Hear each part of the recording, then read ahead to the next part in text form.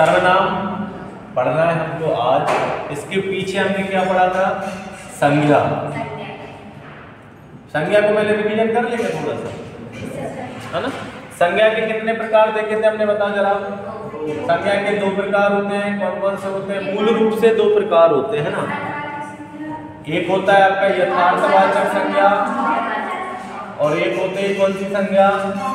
भाववाचक संज्ञा। तो यथार्थवाचक संज्ञा के कितने भेद देखे थे हमने? 4 भेद देखे। कौन कौन सा भेद देखा? सबसे पहले हमने कौन सा?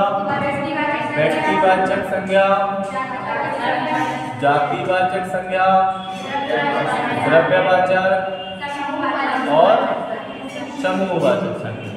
तो व्यक्तिवाचक संज्ञा क्या होती है? व्यक्तिवाचक संज्ञा किसे कहते हैं, बताओ जरा। किसी व्यक्ति, किसी मतलब हम कहेंगे कि व्यक्तिवाचक संज्ञा जो होती है, यथार्थवाचक संज्ञा जो होती है दृश्य रूप में होती है और भाववाचक संज्ञा जो होती है वो अदृश्य रूप में होती है। जाति व्यक्तिवाचक संज्ञा वह संज्ञा कहलाएगी जिसमें व्यक्ति वस्तु स्थान का नाम का बोध होगा। वो कौन सी संज्ञा कहलाएगी? व्यक्तिवाचक। जाति संज्ञा क्या होगी कि यहाँ पर एक वचन में बात हो रही थी एक व्यक्ति के बारे में, लेकिन यहाँ पर बहुवचन में बात होने लगती, मतलब हम कह सकते हैं समूह में जो बात होती है वो कौन सी संज्ञा कहलाती है? जातिवाचक संज्ञा। द्रव्यवाचक संज्ञा कौन सी होती है? जिसमें द्रव्य पदार्थों के बारे में पढ़ाया जाता है या पढ़ते हैं, वो कौन सी संज्ञा होगी आपकी? द्रव्य। समूह संज्ञा क्या होगी? जिसमें समुदाय संगठनों के बारे में हम पढ़ते हैं या दलों के बारे में, तो वो दल, समुदाय, संगठन वो सब किसमें आएंगे? समूहवाचक संज्ञा में आएंगे। लेकिन वर्तमान में किया क्या कि भाई द्रव्यवाचक और समूहवाचक संज्ञा को मिलाकर कौन सी संज्ञा बना दी? जातिवाचक संज्ञा बना दी। तो वर्तमान में संज्ञा के जो प्रकार हम पढ़ते हैं वो कितने प्रकार पढ़ते हैं? व्यक्तिवाचक संज्ञा, जातिवाचक संज्ञा और भाववाचक संज्ञा। भाववाचक संज्ञा किसे कहेंगे कि जिसमें अदृश्य है, ये तो दिखाई दे नहीं रही हमें। जैसे आपने पढ़े थे उदाहरण कि भाई बुढ़ापा हो गया, जवानी हो गई, कुर्बानी हो गई, ये सब किसमें आती है? हमारी भाववाचक संज्ञा में आती है। लेकिन यदि हम देखें इसको हम बहुवचन में यदि लिख दें तो बहुवचन में लिखने पर भाववाचक संज्ञा कौन सी संज्ञा कहलाती है? जातिवाचक संज्ञा कहलाती है। जैसे आपने लिखे थे जवानी, जवानियां, तो जवानी जब तक थी वो कौन सी संज्ञा थी? भाववाचक। लेकिन जैसे ही आपने उसमें लिखा जवानियां तो वो कौन सी संज्ञा बन गई? जातिवाचक, क्योंकि वो क्या हो गई? बहुवचन हो गई। ठीक है, ये हमने संज्ञा देखी, संज्ञा के प्रकार ये सब हो चुका था। इसके बाद में हमें चालू करना क्या है? सर्वनाम। तो सर्वनाम क्या होता है भाई? सर्वनाम क्या होता है? तो हम क्या बताएंगे? संज्ञा के स्थान पर जो शब्द प्रयोग में लाया जाता है वो क्या कहलाता है? सर्वनाम कहलाता है। सर्वनाम का शाब्दिक विक्षेप क्या होता है?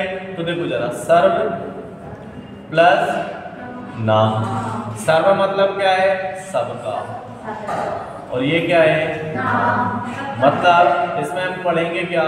सबका नाम क्या कहलाता है? सर्वनाम कहलाता है। और संज्ञा क्या कहलाती है? तो हमने क्या देखा था कि भाई इस संसार में जितनी भी वस्तु है, जो भी नाम है, जितने भी नाम हैं वो सब नाम क्या कहलाते हैं? संज्ञा कहलाते हैं। लेकिन उन्हीं नामों के स्थान पर यदि हम दूसरे शब्द लिख दें तो वो क्या कहलाते हैं? सर्वनाम कहलाते हैं। जैसे बात करें, यदि अपन ने लिख दिया कि भाई यहाँ लिख दिया दीवार, फोन, दीवार हो गया, फोन हो गया, फोन के बाद लिख दिया मान लो छत, छत के बाद यदि आपने लिख दिया क्या? घर।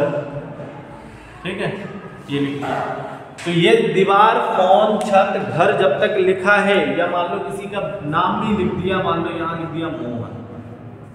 ठीक है, तो दीवार, फोन, छत, घर, मोहन, ये क्या है बताओ जरा? ये क्या कहलाएंगे आपके? बताओ, संज्ञा है या सर्वनाम है?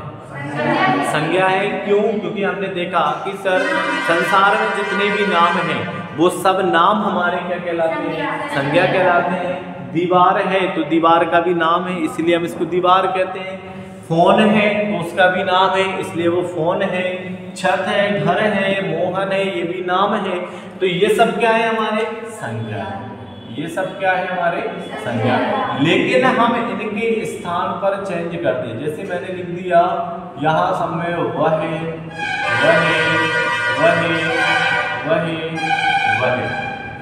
ठीक। जैसे अपन ने लिख दिया दीवार, दीवार के स्थान पर वह, मोहन के स्थान पर वह, छत के स्थान पर वह, घर के स्थान पर वह, मोहन के स्थान पर वह।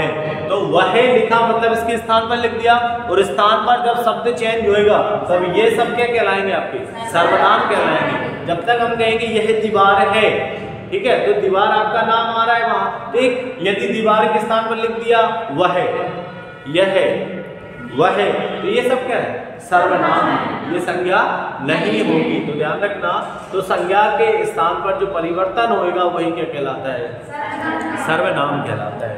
तो सर्वनाम के कितने प्रकार होते हैं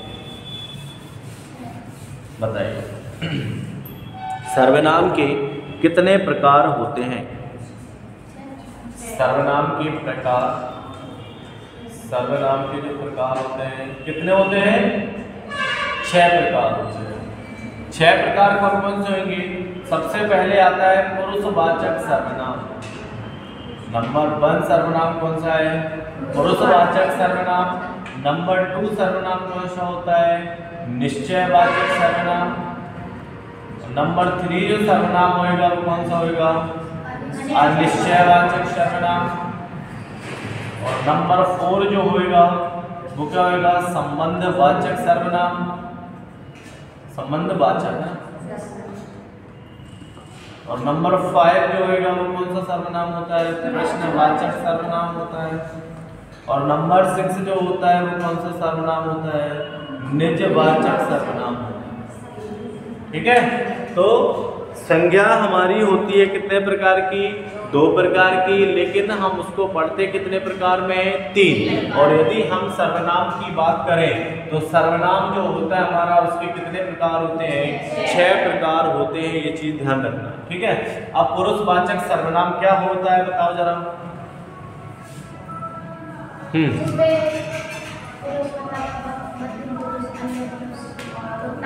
ठीक है, तो हम कहेंगे पुरुषवाचक सर्वनाम में जो पुरुष आएंगे वो कौन कौन से आएंगे, तो क्या बताओगे। पुरुषवाचक सर्वनाम में जैसे हमने कहा उत्तम, नंबर 2 हमारा होता है मध्यम, और नंबर 3 हमारा कौन सा पुरुष होएगा बताओ जरा।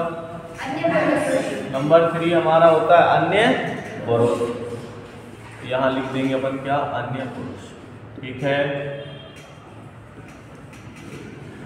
पुरुषवाचक सर्वनाम में 3 पुरुष आते हैं, ये चीज ध्यान रखना। 3 पुरुष कौन कौन से आएंगे, तो सबसे पहले होता है आपका उत्तम पुरुष, फिर होता है मध्यम पुरुष, और फिर होता है अन्य पुरुष। उत्तम पुरुष कौन होएगा, उत्तम पुरुष कौन, जो बोलता है। मतलब हम कह सकते हैं कि सर कहने वाला या बोलने वाला। बोलने वाला जो होएगा वो कौन सा पुरुष कहलाएगा, उत्तम पुरुष कहलाएगा। और सुनने वाला जो होएगा वो क्या कहलाएगा, मध्यम पुरुष। और जिसके बारे में बात हो, जिसके बारे में बात हो या जिसके बारे में आप बात कर रहे हो वो कौन सा पुरुष कहलाएगा, आपका अन्य पुरुष कहलाएगा। ये चीज ध्यान रखना। जैसे यहाँ पर मान लो लिख दिया उत्तम में लिख दिया मैं, क्या लिख दिया, मैं मतलब वो किसमें आ गया, आपका बोलने वाला होगा मैं, और फिर लिख दिया तुम क्या हो गया, सुनने वाले हो गए, है ना, तुम क्या हो गए, सुनने वाले। और जिसके बारे में बात हो रही है, आप जिसके बारे में बात कर रहे हैं वो कौन सा पुरुष कहलाएगा, अन्य पुरुष कहलाएगा। ठीक है, तो यदि हम देखें उत्तम पुरुष में कौन कौन से सर्वनाम आएंगे बताओ जरा। उत्तम पुरुष में कौन कौन से सर्वनाम होते हैं,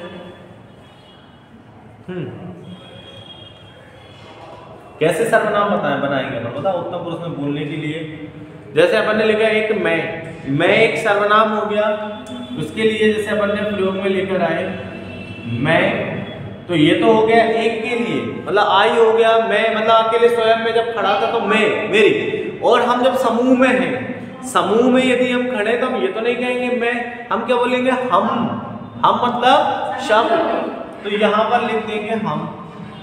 तो मैं और जो हम है इन शब्दों का प्रयोग या मैं और हम सर्वनाम का प्रयोग किसके साथ होगा? उत्तम पुरुष के साथ होगा। किसके साथ होगा? उत्तम पुरुष के साथ होगा। मध्यम पुरुष में यदि हम देखें तो मध्यम पुरुष में कौन कौन से आएंगे? जैसे यदि मान लो आपसे कोई छोटा है, आपसे कोई छोटा है तो उसको क्या बोलोगे? तुम। उसको क्या बोलोगे? तुम। और फिर होता है क्या? तुम। ठीक है। और आदर के लिए जब आप जिस शब्द का प्रयोग करते हैं वो क्या होता है? आप, है ना? वो क्या होता है? आप। तो देखो यहां जैसे इंग्लिश में बात करें, मैं हो गया आई और वी हो गया हम। यहां तू के लिए भी यू होगा, तुम के लिए भी यू होगा और आपके लिए भी यू होगा। ऐसा नहीं कि आपके लिए कुछ और लिख दे या तुम के लिए कुछ और लिख दे, या हमने तो सर जब पढ़े हैं तो तुम के लिए यू ही पढ़ा है, तू के लिए कुछ और होता होगा, पर ऐसा नहीं। सब ये तो सब किसी देखो तू यदि कहोगे तो उसको सुनने वाले को भी बुरा लगेगा और आपको भी अपने आप में एक अजीब सा लगेगा, हम कैसे बात कर रहे हैं। तो हम क्या बोलने लगे? तुम। लेकिन और आदर देने के लिए हम क्या बोलने लगे? फिर आप। ठीक है। फिर आगे बढ़े अपन, तो अन्य पुरुष में कौन से आएंगे? अन्य पुरुष में आता है जैसे यह है, वह है, वे, वो, ये। ठीक है। ये सर्वनाम किस में आएंगे? अन्य पुरुष में यह है, वह है, वे, वो, ये सब क्या कहलाते हैं? हमारे अन्य पुरुष। अन्य पुरुष मतलब जिसके बारे में बात हो रही हो या की जा रही हो। और मध्यम पुरुष कौन हो जाएंगे? तू, तुम, आप। और उत्तम पुरुष क्या हो जाएंगे? मैं, हम। मैं का प्रयोग ध्यान रखना जब आपके लिए सिर्फ कर रहे हो और जब आप समूह में बैठे हो, जैसे आप यहाँ बैठे हो, यदि हम बोले, यदि किसी ने पूछा आप 4 लोगों से कि आप कहाँ जा रहे हो या क्या कर रहे हो, तो आप सब एक ही व्यक्ति बोल देगा कि हम पढ़ते हैं, कि हम पढ़ते हैं। ऐसा तो नहीं कि आप बोलेंगे मैं पढ़ती हूँ या दूसरा बोलेगा फिर मैं पढ़ता हूँ। 4 साथ में हो तो एक साथ में एक ही बोल देगा हम पढ़ते हैं या हम जा रहे हैं। तो वो क्या है आपका? मध्यम पुरुष, सॉरी उत्तम पुरुष हो जाएगा। और मध्यम में तू, तुम, आप। अब देखो निश्चय पुरुष को देखें या निश्चयवाचक को देखें। निश्चयवाचक कौन सा होएगा आपका? बता जरा। निश्चयवाचक सर्वनाम किसे कहेंगे? निश्चयवाचक सर्वनाम वह सर्वनाम कहलाएगा जो निश्चितता का बोध कराए। ठीक है। निश्चयवाचक सर्वनाम वह सर्वनाम कहलाएगा जो किसका बोध करवाए? निश्चितता का बोध करवाए। वो कौन सा सर्वनाम होता है? निश्चयवाचक सर्वनाम होता है। ये चीज ध्यान रखना। ठीक है। तो जैसे मान लो अपन ने लिख दिया कि भाई निश्चितता यदि लिख दी, जैसे यह घर मेरा है, यह घर मेरा है, यह ऐसा लिखो, यह मेरा घर है, यह मेरा घर है। और यदि लिख दे अपन यहाँ पर यह घर मेरा है, यह घर मेरा है। चलिए तो बताइए, देखो यह जो है, पहले तो ये देखो निश्चयवाचक सर्वनाम में कौन कौन से सर्वनाम आते हैं। तो निश्चयवाचक सर्वनाम में जो अन्य पुरुष के 5 सर्वनाम होते हैं वही निश्चयवाचक सर्वनाम में भी आते हैं। ठीक है। जैसे अन्य पुरुष में 5 कौन है? यह है, वह है, वे, वो, ये। तो निश्चयवाचक में भी कौन से आएंगे? यह है, वह है, वे, वो और ये। तो यही 5 किसके हैं? अन्य पुरुष के। और यही 5 किसके हैं? निश्चयवाचक पुरुष के, या सॉरी निश्चयवाचक सर्वनाम के। तो जैसे लिख दिया यह मेरा घर है, तो देखो यह जो है ये तो किसको दर्शा रहा है? आपके निश्चयवाचक सर्वनाम को, मतलब सर्वनाम है। और घर जो है ये यहाँ पर किसको दर्शा रहा है? संज्ञा को। ये किसको दर्शाता है बताओ? संज्ञा को दर्शा रहा है। तो यहाँ जब हमने लिखा तो ये तो हमारा दिख रहा है कि भाई यह लगा, मतलब ये एक निश्चितता को बता रहा है, एक निश्चित स्थिति को बता रहा है कि यह मेरा घर है, मतलब ये तो निश्चित कर दिया उसने। लेकिन जैसे ही अपन ने दूसरा सेंटेंस क्या बनाया, यह घर मेरा है, तो यह घर मेरा है में क्या हुआ कि देखो ये इसके लिए प्रयुक्त हो रहा है, यहाँ पर भी ये इसके लिए प्रयुक्त हो रहा है, लेकिन इसके बीच में कोई निश्चिति है क्या? निश्चितता तो नहीं है बीच में कुछ। लेकिन यदि जैसे हमने लिख दिया यह है विशेषण है, लिख दिया इसको यह है विशेषण है। और यह विशेषण कौन सा विशेषण है? तो जैसे आपने लिख दिया यह संकेत विशेषण है। यह क्या है? संकेत विशेषण है। यदि अपन ने लिख दिया या बोल दिया कि बताइए यह घर मेरा है, मैं, यह संकेत विशेषण है, तो बताइए कौन सा सर्वनाम होगा? बताओ जरा। यह घर मेरा है, मैं, यह संकेत विशेषण है, तो बताइए इसमें कौन सा सर्वनाम होगा? इसमें सर्वनाम नहीं होगा। इसमें सर्वनाम क्यों नहीं होगा? क्योंकि इसमें संबंध विशेषण है, संकेत विशेषण है, इसलिए इसमें सर्वनाम नहीं होगा। ठीक है, देखो ध्यान रखना कि जब भी किसी, यहां लिख दे जब पॉइंट, जब भी किसी प्राणी या व्यक्ति के साथ, जब भी किसी प्राणी या व्यक्ति के साथ यह, वह, वे, वो, ये, यह, वह, वे, वो और ए का प्रयोग किया जाए, है ना। जब भी किसी प्राणी व्यक्ति के साथ यह, वह, वे, वो और ए का प्रयोग किया जाए तो वह पुरुषवाचक, वह पुरुषवाचक के अन्य पुरुष में आएगी। ठीक है, वह आपका निश्चिता या निश्चयवाचक सर्वनाम नहीं कहलाएगा। वह फिर कौन सा सर्वनाम कहलाएगा? कि भाई पुरुषवाचक सर्वनाम में अन्य पुरुष बनाएगा वो। ठीक है, जैसे मान लो जैसे यहाँ लिखा है यह, वह, वो, वे प्राणी व्यक्ति, वह राम है, तो वह राम है मतलब एक प्राणी है, एक व्यक्ति है, तो वह आपका कौन सा सर्वनाम होएगा? फिर पुरुषवाचक सर्वनाम होएगा, क्योंकि यह जो है वो किसको दर्शा रहा है? आपके किसको मतलब संकेत कर रहा है? किसके साथ मिल रहा है? नाम के साथ मिल रहा है। नाम क्या होती है? संज्ञा होती है। और यह जो होता है वो किस में आता है? अन्य पुरुष में आता है। तो प्राणी व्यक्ति के साथ में यदि यह, वह, वे, वो, ये आए तो वह पुरुषवाचक के किस में आएगा? अन्य पुरुष में कहलाएगा, ना कि वो निश्चितवाचक या निश्चित सर्वनाम कहलाएगा। पहला पॉइंट याद। दूसरा देखिए, जैसे यदि यहां पर लिख दे यदि यह, वह, वे, वो और ए का प्रयोग किसी प्राणी, सॉरी वस्तु लिख दो, किसी वस्तु या स्थान के नाम पर। ठीक है, यह, वह, वे, वो, ये का प्रयोग यदि किसी वस्तु और स्थान के नाम पर किया जाए तो वह कौन सा सर्वनाम कहलाएगा? बताओ जरा। तो वह एक निश्चिता बताएगा। निश्चिता बताएगा कि नहीं बताएगा? जैसे लिख दिया वह मेरा घर है, वह मेरा घर मतलब घर क्या है? वहां पर वस्तु हो गई एक, हाँ, या वह कुर्सी मेरी है, तो कुर्सी क्या है? वस्तु है, और वो किसकी संकेत कर रहा है या उसको निश्चिता बता रहा है कि वह एक कुर्सी ही है। ठीक है, वह कुर्सी मेरी है मतलब एक निश्चिता बता रहा है कि वो इसकी कुर्सी है या मेरी कुर्सी है। तो जब निश्चिता बताएगा या वस्तु बताए या स्थान बताए, वह क्या कहलाएगा? आपका निश्चयवाचक सर्वनाम कहलाएगा। ये चीज ध्यान रखना। तो निश्चयवाचक सर्वनाम कब कहलाएगा?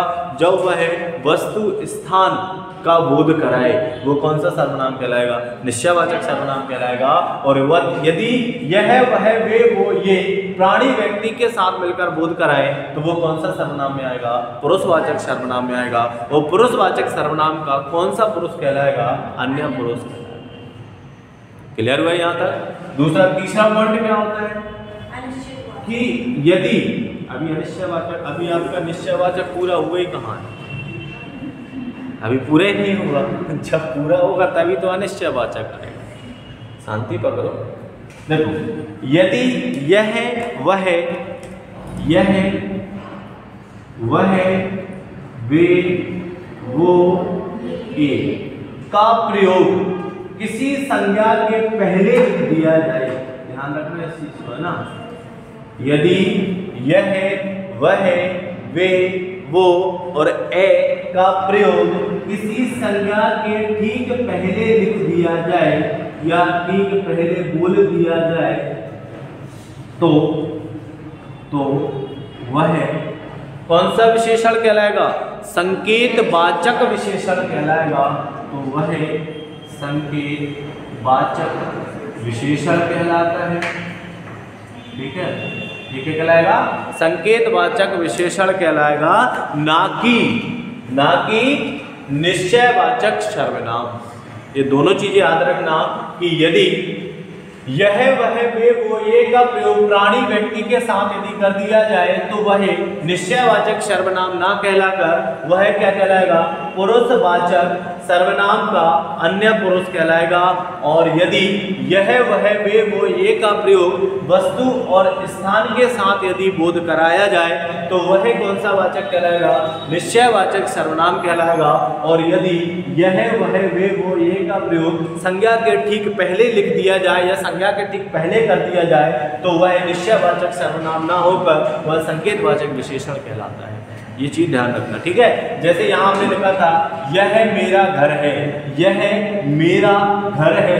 घर मतलब एक निश्चिति को दर्शा रहा है, एक स्थान को दर्शा रहा है। आपने लिखा वस्तु और स्थान, तो ये किसको दर्शा रहा है? यह घर को, और घर क्या है? संज्ञा, और घर यहाँ पर क्या है? स्थान है।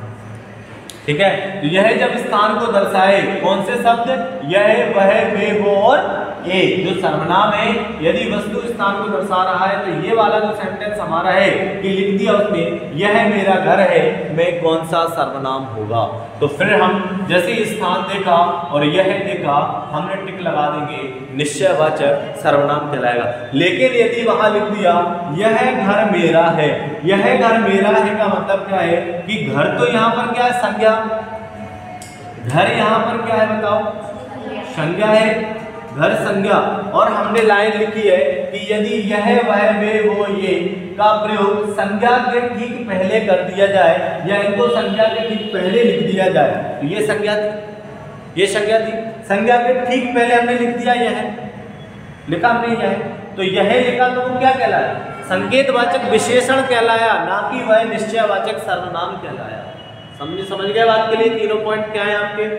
ये तीनों पॉइंटों को देखकर ही आपको टिक लगाना है, गलती नहीं करना, ठीक है? नहीं तो जहां यह है वह है वे वो ये दिखा और आपने सीधा निश्चयवाचक में लगा दिया।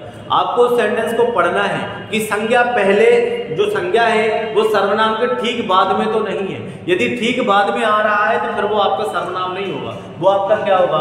विशेषण कहलाएगा। और यदि संज्ञा के बीच में कोई भी शब्द दिया हो और दूर है और यदि स्थान है तो वो क्या कहलाएगा? निश्चयवाचक कहलाएगा। और यदि किसी प्राणी व्यक्ति की बात हो और वहां यह वह ये वो का प्रयोग आए तो वो फिर क्या कहलाएगा? पुरुषवाचक सर्वनाम कहलाएगा। और यदि पूछ ले कि बताइए इसमें कौन सा पुरुष है या कौन सा पुरुष का बोध हो रहा है तो वो बोध किस पुरुष का हो रहा है? अन्य पुरुष का बोध हो रहा है, क्योंकि यह जो 5 सर्वनाम है ये किस में आ रहे हैं? अन्य पुरुष में आते हैं। ठीक है, तो यही 5 किस में आ रहे हैं? आपके निश्चयवाचक में। क्लियर हुआ? चलो भाई साफ कर देते इसको।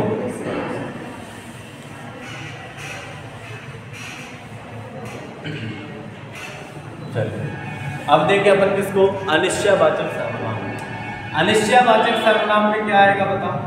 देखो, निश्चयवाचक सर्वनाम क्या होता है? वह सर्वनाम जो निश्चितता का बोध करवाए उसे निश्चयवाचक सर्वनाम कहते हैं। तो अनिश्चयवाचक सर्वनाम क्या कहलाएगा? अनिश्चितता का बोध करवाए या जिसमें निश्चितता ही ना हो, जिसमें निश्चितता नहीं होती है, या हमने लिख दिया जो अनिश्चितता का बोध करवाए। अनिश्चितता का बोध का मतलब क्या है? जिसमें निश्चितता नहीं है। अनिश्चितता का जब वो बोध करवाएगा तो वह सर्वनाम कौन सा कहलाएगा? अनिश्चयवाचक सर्वनाम कहलाएगा। ठीक है, अब इसमें क्या आएगा? देखो इसमें कौन कौन से सर्वनाम होते हैं? जैसे लिख दिया कोई, जैसे क्या लिख दिया? कोई या कुछ, कोई या कुछ। तो आपने जैसे बनाया कोई आया है, कोई आया है, तो कोई आया है में आपको निश्चित ही है क्या? कौन आया है नहीं पता आपको, वो आया, उसने गेट खटखटाया, आपने कहा कोई आया है। अब कोई आया है कब पता चलेगा? जब आप उसे देखोगे कि कौन आया है। ठीक है, तो यहाँ कोई निश्चित ही नहीं है और ना ही कोई निश्चितता है। ये कैसा है? अनिश्चय है, अनिश्चितता है कि भाई कोई आया है। अब आया होगा कोई, है ना? कुछ लाया है, पता तो नहीं क्या लाया है, बैग में रखा है, कुछ तो लाया है। देखोगे नहीं जब तक, कैसे निश्चिता कर दोगे कि हाँ ये चीज लेकर आया है। जब तक दिखेगा नहीं या जब तक निश्चय नहीं होगा वो क्या कहलाएगा, अनिश्चय सर्वनाम कहलाएगा, या अनिश्चयता का बोध करवाएगा वो अनिश्चय सर्वनाम कहलाएगा, है ना। यदि अपन ने इसी को लिख दिया, कोई आया है और लिख दिया राम आया है, क्या लिख दिया, राम आया है, तो राम आया है मतलब ये क्या मिल गया आपको, संज्ञा मिल गई, ये क्या मिल गई, संज्ञा मिल गई, ठीक है। राम आया है कुछ लाया है, तो राम तो आया है लेकिन कुछ लाया, अभी भी निश्चय नहीं है, अभी भी वो क्या कहलाएगा, अनिश्चयता ही कहलाएगा। बस ध्यान ये रखना कि कभी यदि ऐसा क्वेश्चन आ गए कि राम आया है कुछ लाया है, तो राम आप संज्ञा समझ के सीधा टिक मत लगाना कि राम आया है मतलब वहां संज्ञा है, राम नाम है और नाम जो होता है वो संज्ञा होती है और संज्ञा के स्थान पर ही क्या होता है, सर्वनाम होता है। तो राम तो है, राम है, लेकिन आगे जब हम पहुंचे तो वहां पर लिखा था कुछ लाया है, लेकिन कुछ लाया में क्या है, अनिश्चयता है। और यदि क्वेश्चन आ जाएगी बताइए इसमें कौन सा सर्वनाम है, हम किस में टिक लगा देंगे, अनिश्चयता में सर्वनाम लगा देंगे कि भाई राम तो आया है लेकिन कुछ लाया है, ये निश्चित नहीं है, ये कैसा है, अनिश्चय है, और यही क्या कहलाएगा आपका अनिश्चित वाचक सर्वनाम कहलाएगा। ठीक है, फिर आगे बढ़े अपन। इसके बाद में क्या आता है आपका संबंधवाचक। संबंधवाचक क्या कहलाता है बताओ जरा। संबंधवाचक सर्वनाम वह सर्वनाम कहलाएगा जो किसका बोध करवाए, संबंध का बोध करवाए। तो संबंध का बोध कराने वाले को क्या बोलोगे, संबंधवाचक सर्वनाम कहते हैं। ठीक है, अब ये किस किस का संबंध बताता है बताओ जरा, किस किस का संबंध बताता है। व्यक्ति का तो बताया गया, ठीक है, और व्यक्ति का और व्यक्तिनी का मतलब पुरुष और स्त्रीलिंग। ठीक है, तो हम कहेंगे कि संबंधवाचक जो होता है यह किस किस का बोध कराता है, किस किस के संबंध का बोध करवाता है। तो यह है पुरुष और, या हम पुल्लिंग और स्त्रीलिंग लिख लो या पुरुष और महिला लिख लो। ठीक है, यहाँ पर क्या लिख लेंगे अपन, पुल्लिंग और स्त्रीलिंग का क्या करवा रहा है, ये बोध करवाएगा। तो पुल्लिंग और स्त्रीलिंग का बोध कराने वाला क्या कहलाएगा, संबंधवाचक कहलाएगा, क्योंकि इनके बीच में ही संबंध होएगा, बाकी नहीं। ठीक है, तो संबंधवाचक हो गया। संबंधवाचक में कैसे बताओगे, संबंधवाचक में कौन कौन से सर्वनाम आते हैं बताओ। संबंधवाचक में कौन कौन से सर्वनाम होते हैं,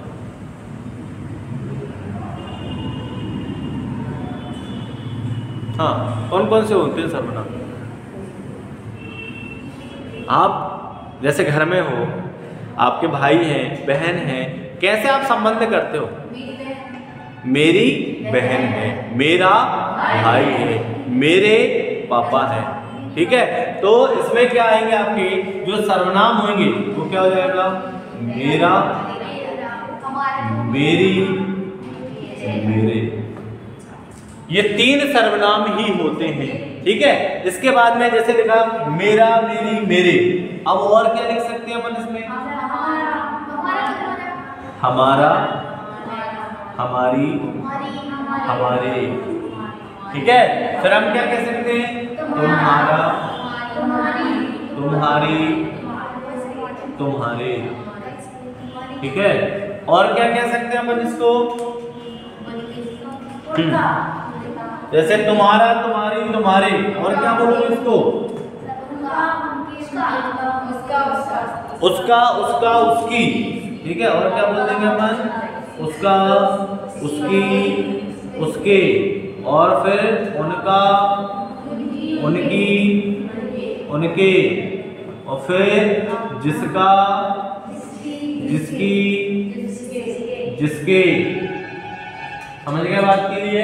ठीक है, इसमें कितने होते हैं आपके, तीन ही होते हैं।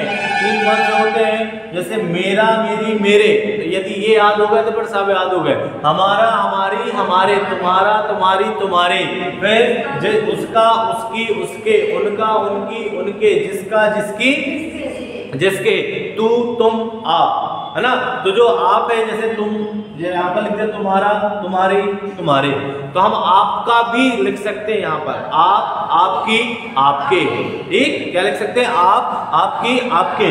यहाँ जब लिखा मेरा, मेरी, मेरे, ये तो एक वचन में आ गया आपका, लेकिन जैसे हमने लिखा हमारा, हमारी, हमारे, ये किस में प्रयोग हो गए, बहुवचन में, तुम्हारा, तुम्हारी, तुम्हारे, है ना, आपका, आपकी, आपके, ध्यान रखना, जैसे लिख दिया आपने आपका, आपकी, आपके, ठीक है, ये क्या कहलाएंगे आपके संबंधवाचक। तो देखो मेरा, मेरी, मेरे, हमारा, हमारी, हमारे, ये देखो मेरा, मेरी क्या में आएगा आपका, एक वचन में आपने प्रयोग तो किया, लेकिन जैसे बोला हमारा, हमारी, हमारे, ये किस में प्रयोग होने लगे, बहुवचन में। यदि आपसे पूछ ले मेरा, मेरी, मेरे, हमारा, हमारी, हमारे, पुरुषवाचक के किस पुरुष में आएंगे, बताइए।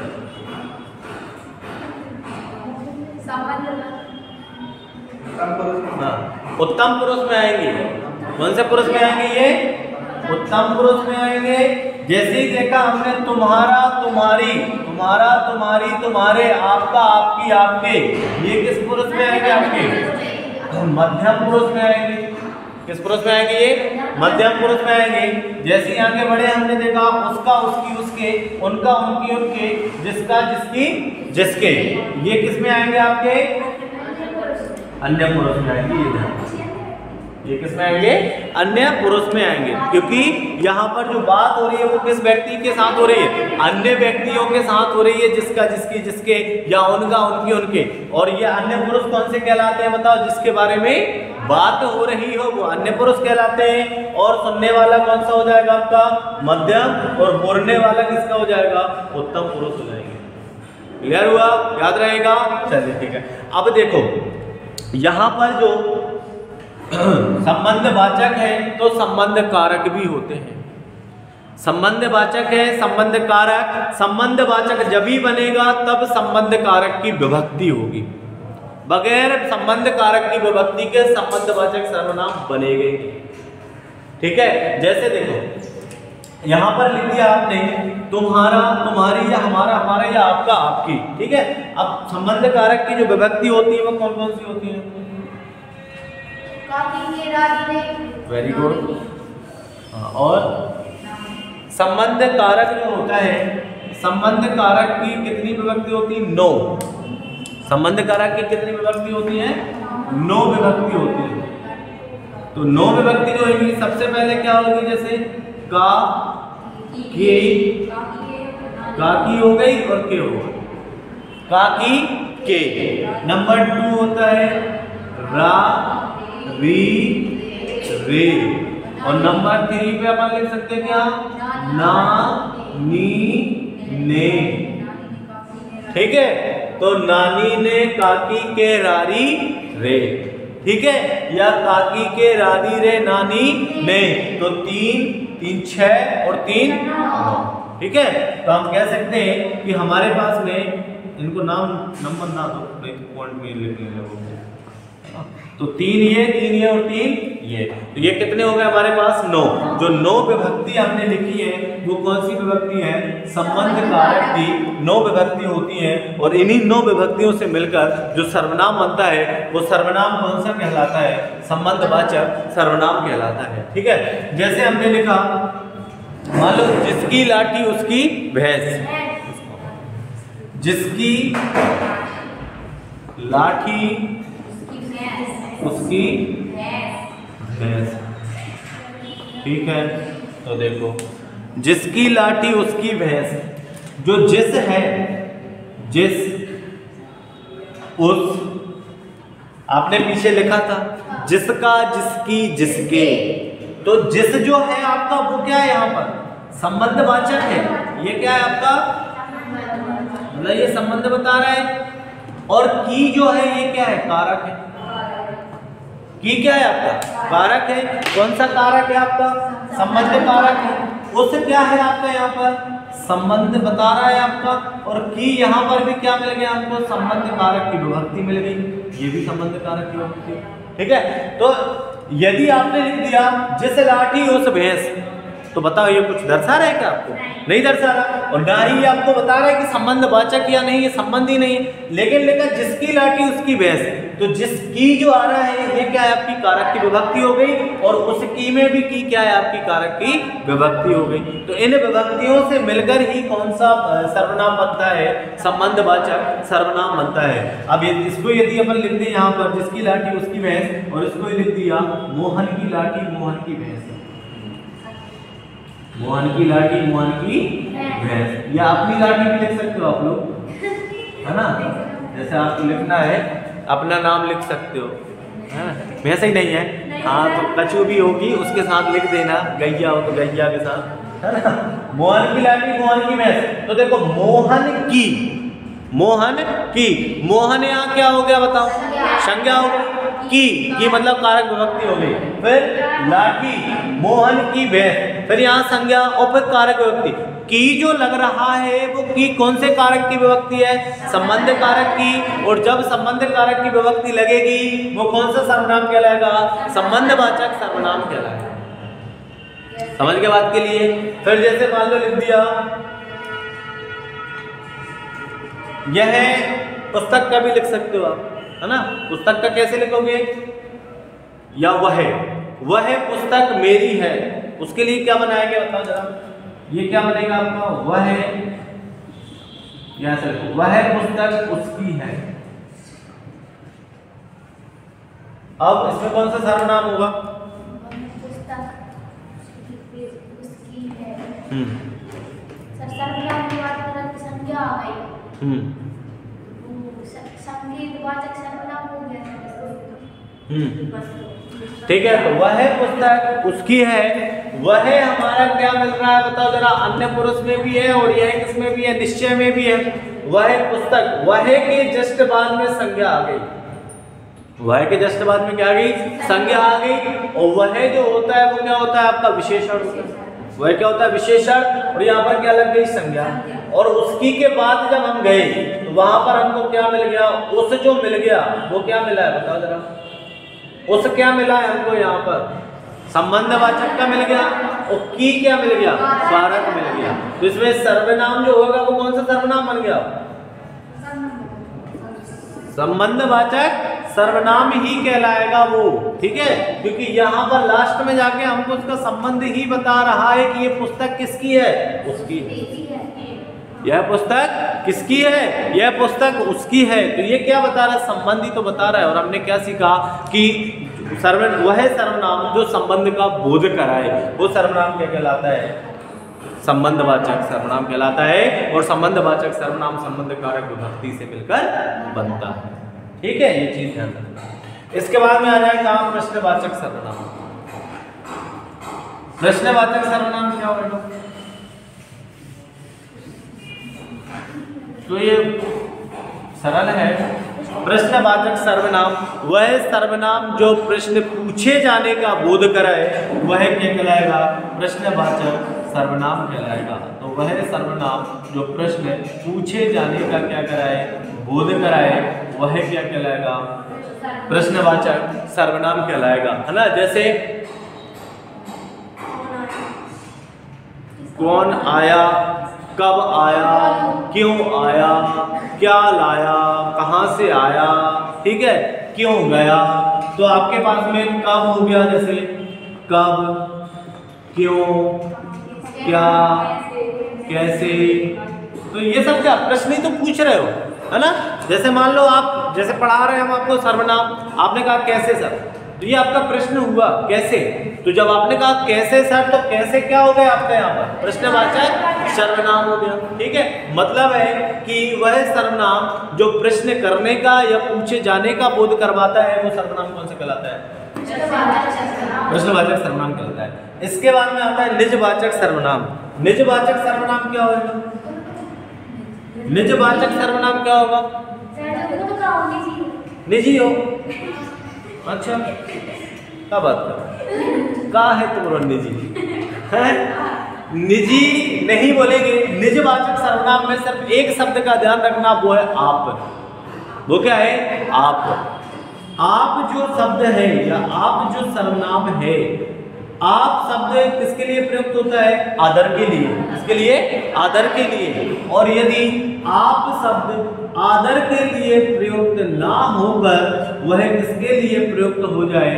अन्य पुरुष के लिए प्रयुक्त हो जाए, या भाई बोलने सुनने वाले के लिए प्रयुक्त हो जाए, वो शब्द क्या कहलाएगा? निजवाचक सर्वनाम कहलाएगा।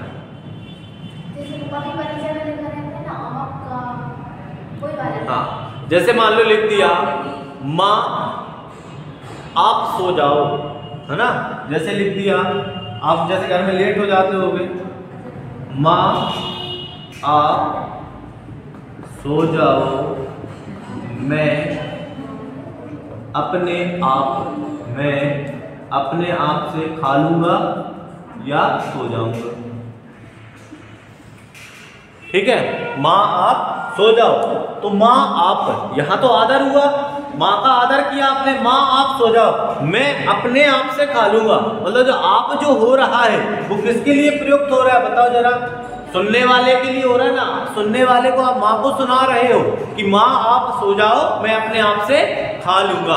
तो यहाँ पर जो आप है ये आप लगा, यहाँ आप लगा तो वो कौन सा आप था? आदर। लेकिन यहाँ जो आप लगा ये क्या हो गया आपका? बताओ कौन सा कहलाएगा? निजवाचक सर्वनाम कहलाएगा। तो ये हो गया आपका निजवाचक सर्वनाम कहलाएगा। ठीक है, ये क्या कहलाएगा? निजवाचक सर्वनाम कहलाएगा। तो ये हो गई आपके सर्वनाम की क्लास। सर्वनाम हुआ आपका समाप्त। सर्वनाम के बाद में पढ़ोगे आप विशेषण। सर्वनाम के बाद क्या पढ़ना है आपको? विशेषण, क्योंकि हमने विकारी शब्द पढ़ेंगे। विकारी शब्द में हमने देखा था संज्ञा, सर्वनाम और विशेषण, उसके बाद में क्रिया। ठीक।